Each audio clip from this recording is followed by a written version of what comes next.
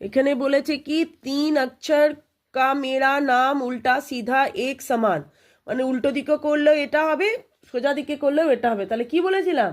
নয়ন।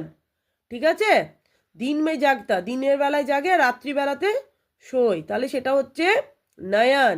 এক পক্ষী ऐसा अलबेला बिना पंख उड़ रहा अकेला, বাঁধ গলে মে লম্বি ডোর পকড় রা হ্যায় অম্বর কা চোর, যেমন আকাশে ওড়ে কিন্তু তার কোনো ডানা নেই, তাহলে সেটা কি হবে? পতঙ্গ, মানে কাইট, ঘুড়ি।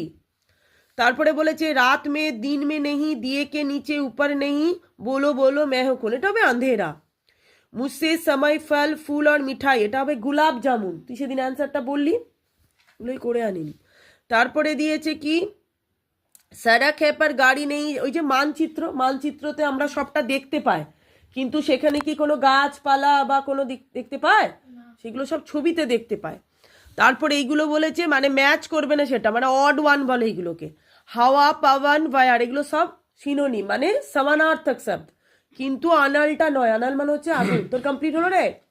যে কর। তারপরে রান তুরাং, তুরাং মানে এখানে ঘোড়া, ঘোড়াকে বোঝায়, হর্স, ওই জন্য এটা নয়। আসমান, আকাশ, গগন, नभचन, नभचन मीन्स जो आकाश में उड़ता है, मीन्स पक्षी। उसके बाद নাদ, নাদ, সরিতা, তটিনী, এগুলো সব নদীর সমানার্থক শব্দ, তাহলে নাদটা হবে। করওয়াল, তলওয়ার ও আসি, ঢাল, এটা হবে ঢালটা। ঠিক আছে, পরের দিন যেন এটা করে নিস।